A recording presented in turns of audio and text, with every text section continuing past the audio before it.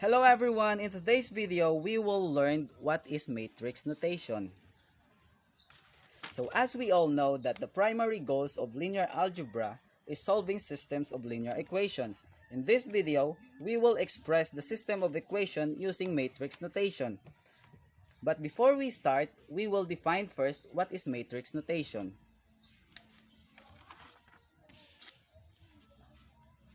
Matrix notation is used to simplify the presentations of calculation that are performed in linear regression. Suppose we have the following systems of equations with three variables.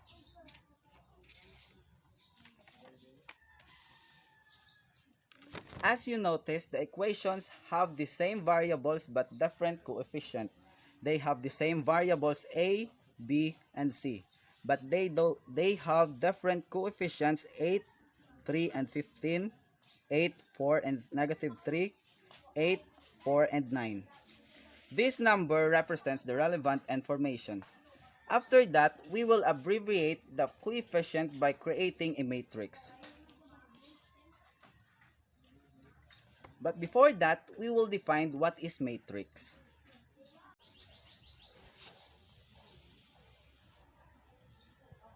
Matrix is a rectangular array of numbers contained in brackets. It has rows and columns of numbers, and we can insert a number of rows and columns that will allow us to express the coefficient in this linear system.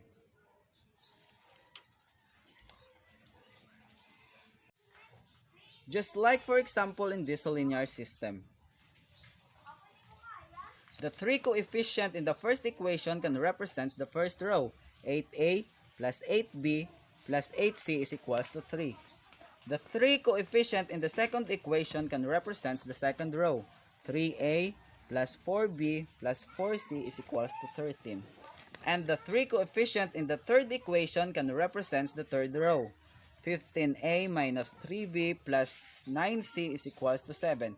Now we have it. We just constructed a coefficient matrix. To form a matrix that will contain all of the information from the system, we need to add another column from the right side.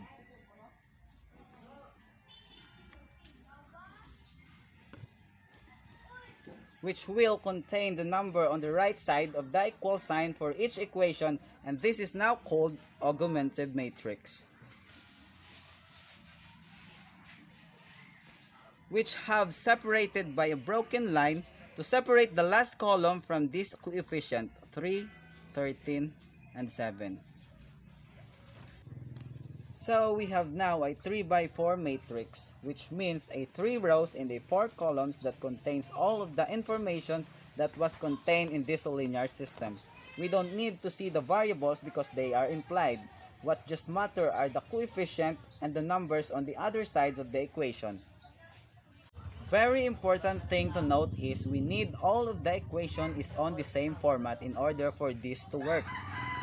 And also, if there is a missing variable on the equation just like this, we need to put it back within with a 0 coefficient. This will not change the equation but gives us the coefficient of 0 to plug in the matrix. As you take note, we will put here a 0.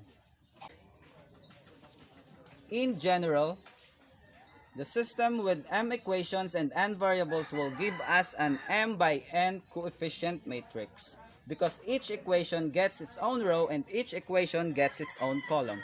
But then when we include the constant term on each equations, we will get an augmentative matrix with the dimension of n by n plus 1.